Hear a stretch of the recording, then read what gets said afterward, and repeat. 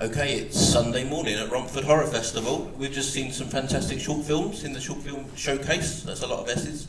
Can we just start at this end? Could you just introduce yourself to everyone, your name, the name of your film, and just a reminder, in one sentence, which one was your film? Because we've just seen loads and loads of shorts in a row. Thank you. Hi, I'm Daisy Bata. I'm the writer-director of Bloodbuzz, which is about the conspiracy theorist who believes the world is about to get overtaken by mosquitozoids. Hi, I'm Bucky. I was the DOP on Bloodbuzz, and Casey. And hi, I'm Mike. I'm the producer of Bloodbuzz. Hi, I'm Molly. I'm the writer and director of Square Peg, the narcissistic vampire. And hi, I'm Katherine. I'm the producer and first AD of Square Peg. Thank you very much. Can you explain what a first AD is? Because Open always kind of thinks, I don't know, what is that? Yeah, no worries. So my normal day job is I'm a third AD on high-end feature films and TV, but for this I was the first AD, so my job's really to schedule, make sure the day gets done, call sheets me as well. Also being the producer means I'm point of call for everything, so it was a fun experience. Thank you. Let's start at this end, Daisy. How did the idea come about? What was the germ of the story? So in my day job, I'm a documentary producer, and I was on a shoot in the States for Channel 4, and I met a bunch of libertarian gun enthusiasts at a festival called Pork Fest, and it's basically a festival for libertarians, porcupine, pork fest, don't tread on me, all that stuff. And there was a lot of excitement about potential end of the world scenarios. There was a lot of excitement about all sorts of, it was kind of post-pandemic, it was also the banks are all going to fail, all of the classic libertarian, the world's going to end stuff. And I really wanted to make a film, this is my first film, and I kind of wanted to make a film that was a narrative film that was inspired by some of the stuff that I was kind of encountering in my day job. And I, post The Last of Us, Walking Dead, Fallout, all of that stuff, it also felt like, and after the pandemic, it felt like we'd all got quite obsessed with the idea of the end of the world, and I just wanted to explore what it would be like if you were in the UK and you kind of did go online a lot and you thought, oh my god, the end of the world actually is coming, and kind of how kind of shit that might actually be if you were in the UK, and also how all of these kind of conspiracies that we've been obsessed with over the past few years, there's always a little kernel of truth. So it was also about looking at how we dismiss conspiracy theories quite a lot, and conspiracy theorists, and we make a lot of assumptions about them, and all of these people in New Hampshire, these libertarians, they were all really into conspiracy theories and QAnon and all that stuff. And there's always a little kernel of truth somewhere buried in there. So I just wanted to do something that was about what if the conspiracy theorists were right, and what would it actually be like? And the truth is, we probably wouldn't believe them, and then they'd all be patting themselves on the back when it turned out to be real. Yeah, absolutely. Bucky, Mike, how did you become involved in the project? I met Daisy and Mike at the Independent Horror Society in Nixa, which is a very cool society for independent horror filmmakers and fans. And I don't really know how we already got talking about it, but it was just like a general kind of, hey, how you doing, what you doing? And then you were talking about the idea, and I was like, oh, who's shooting it? And then you didn't have anyone, so I was like, well, I shoot horror. And I love shooting horror, so we should talk. And you sent me the script, and then that was pretty easy, wasn't it? Yeah, and then Johnny, who is here in the audience, we ended up casting Johnny because I didn't know you were here. who plays Greg.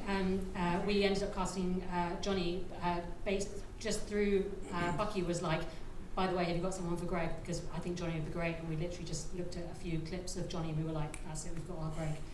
So it was, not nepotism, but very much like meeting people in the scene and then making connections that way. Yeah. Mike, how did you... Well, I'm Daisy's partner, so well, that helps them. that helps a lot. It would have been rude if you didn't. Really. Exactly. No, I was working at a production company that also works in development as well. So I know I wanted to get into producing, and I kind of associate produced a film in 2020 called Shallow, and really enjoyed it. And Daisy's just a really good writer, and it was kind of easy to come on to it as well. And we worked on the script and got to where like 13 different iterations, and yeah, we just kind of went from there. And then we met Bucky, the first IHS mixing thing, and then it was happening. We just kind of pushed through.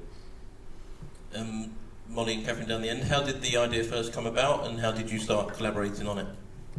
So there's a Will Wood song called "Love Me Normally," and for some reason my brain was like, "Oh, that sounds like a vampire just belting out like, oh, I'm so lonely, I just want to be loved," and that kind of led me to this idea of how lonely and depressing the reality of a day-to-day life of a vampire is. You can't go outside, you can't really eat anything. You're kind of just left alone, and that led me to this creation of Edwin as this narcissistic, desperately trying to seek some sort of companionship, which led to this poor man that was supposed to die in this car crash, and then just ripping his head off and like, well, you're my best friend now. And yeah, I just thought it would be like a nice, contained short film focusing on characters, and I'm a big Tim Burton fan, which probably came across in the film, and I kind of just got this image of these two like lost Tim Burton characters left just live in this poor little house. So Molly and I worked on a project together, which was Half Arabic, Half UK film with October Films many moons ago. 2021? Yeah. I think back where we're from in Surrey, and Molly got brought on midway through because we just couldn't seem to hold on to a script supervisor, and I was the third on it, and naturally I had to pester her 24/7 about what we're doing, moving on to everything else. Formed a friendship that way, and we were incredibly lucky because when we filmed this 2 years ago, it was during the writers' strikes. I was on Slow Horses, so luckily I was still employed. Molly is a script supervisor, and a fantastic one if anyone ever needs one. And she pitched it to me and was like, hey, I know you used to be a producer. That's what I did before I moved into high-end film and TV. And I was like, yeah, like been desperately wanting to do my own thing. It's all nice working on the big jobs, but when you don't really get a say in anything, you end up becoming a bit of a yes man, and I hate that. I hate not being able to be like, hey, I think we should do it this way, we should do it that way.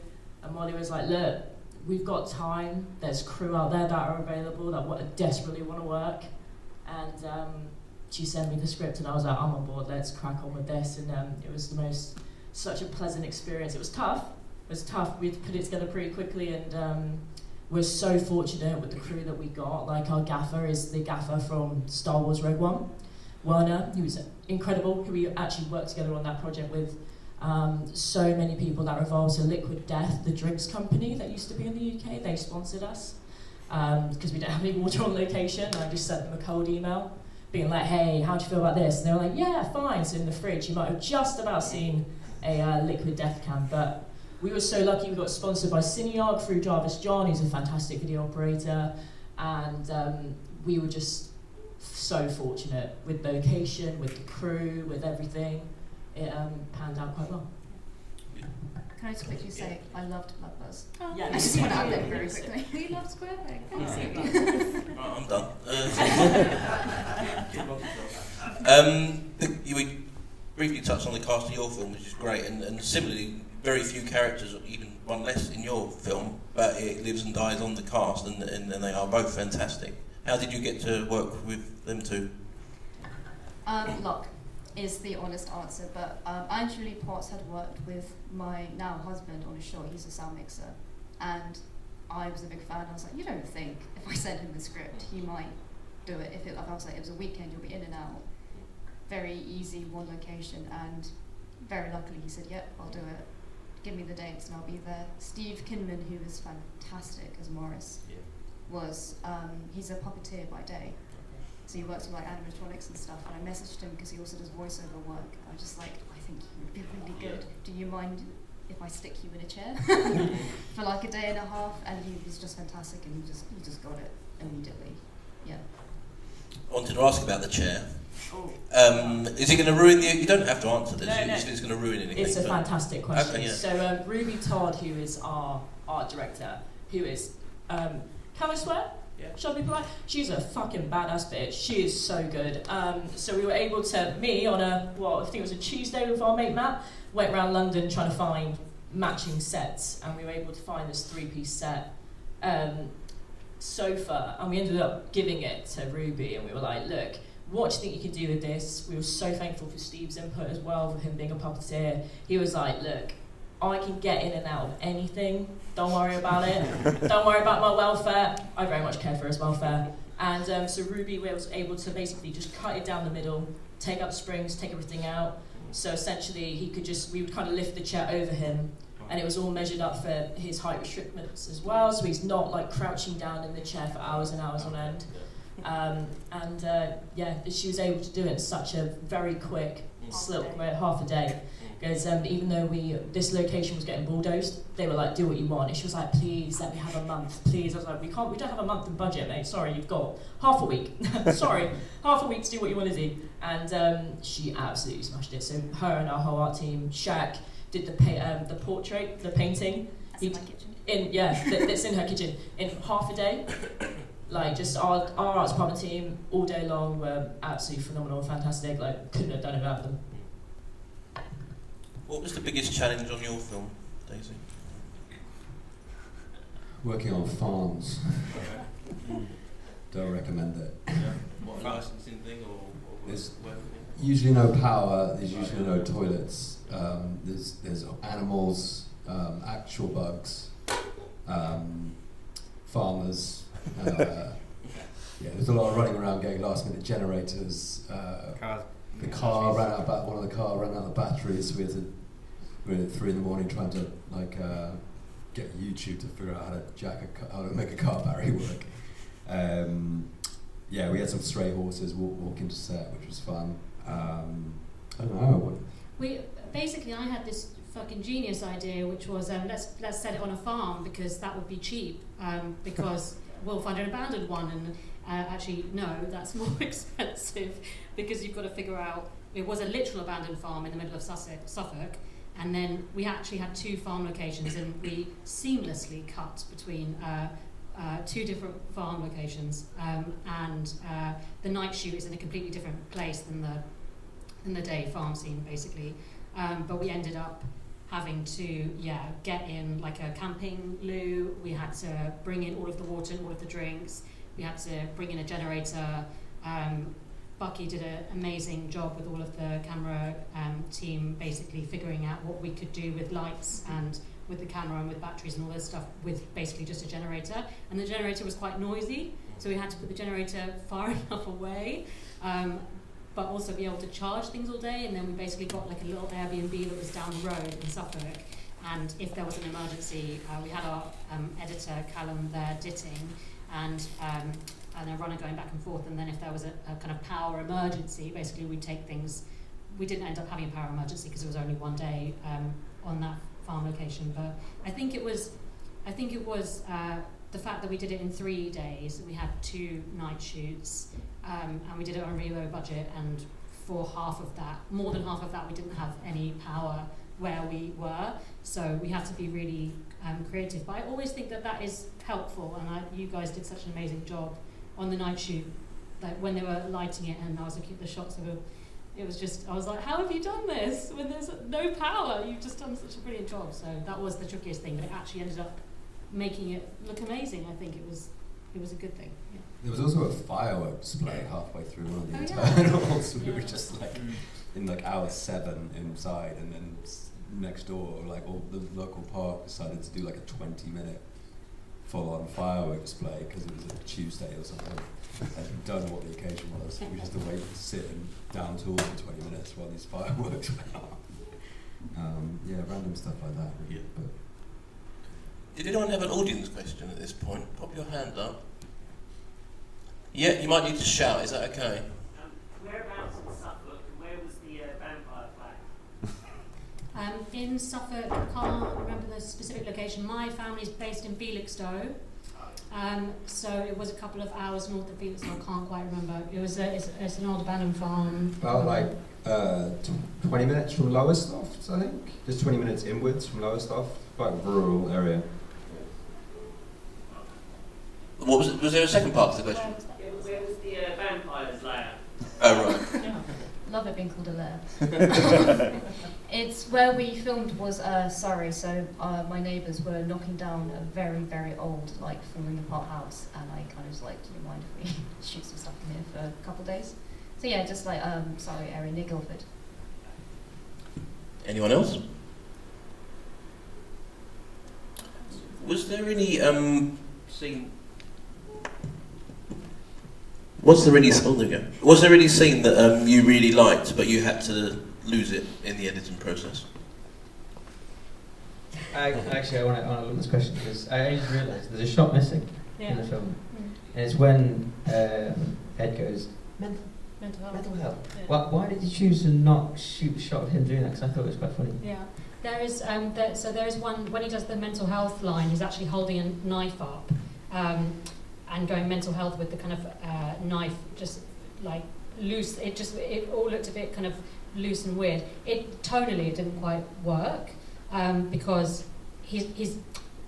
you're hopefully you don't quite know at certain points in the film whether Kyle is the bad guy or not. Hopefully you're like, yeah, it seems like he might be, but then maybe there's moments where you're like, maybe it's not. So quite a lot of people have said to us that they think that Liana's going to turn out to be the bad guy and all of this stuff. And within that, we tried to keep the pace so that it was funny at the beginning, and then it gets a bit weird, and then you're like, wait, what's going on? And in that scene where he's mocking her, there is this line which is mental health, and the way that it was in the script was a bit of a kind of like lighter moment, and actually it just didn't quite work in the end of the film. But actually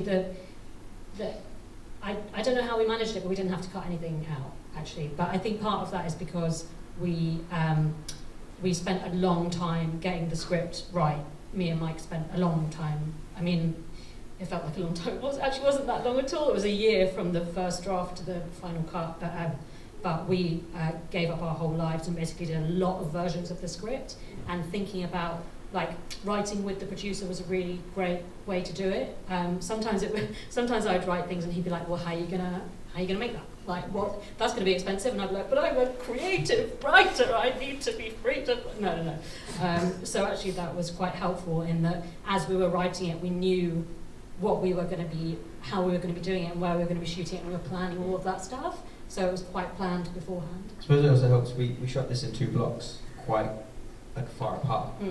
And I suppose you had that first block kind of edited loosely anyway, didn't you? Yeah. And then we even did like a few like cheeky pickups to like help out that bit. Yeah. That probably helped quite quickly. Yeah. But yeah, as much as it was a seasonal change for everyone, but it was good. Same question to the square peg at the end. What did you have to cut out? Was there anything? Similarly, we didn't have to cut anything out in the edit because it was such a short, tight script. But I did cut something from the script which was just for time. I did have it that Edwin had a cat, and that Morris was like, "I can hear it. I know you've got a cat." And he's like, "No, what are you talking about?" And the article even had like cat balls, but we just didn't have time because I also have a cat. I was like, "I'll bring her in," and I wanted it to end on the cat jumping up to Morris and going, "I fucking knew it." But unfortunately, we just didn't have time to quite corral a cat into the scene. Famously can't corral cats. Not yet. Well, that's a challenge. That's a challenge. Right, last question from me. Starting this end, what's your next project? I am actually working on a script. It's hopefully going to be 16mm, and it's a bit more of a magical realism short film. I'm very superstitious. That's all I'm going to say about it. I actually start on a feature in like 4 hours time over in Norfolk. It's for 2 weeks. Found footage horror. I'm production managing a short horror set in a tower block in North London with the up-and-coming director. This should be quite good. I'm working on trying to secure funding for the next short, which is set on a farm with a little bit of cannibalism. That's all I'll say about it. If you need a farm. I mean. I'm currently on a job with Apple on A24, brand new series, very busy. 70 hours already done this week. Nice. Thank you all so much for submitting your film. They're both fantastic, and thank you for coming. And can we have a round of applause, please? Thank you.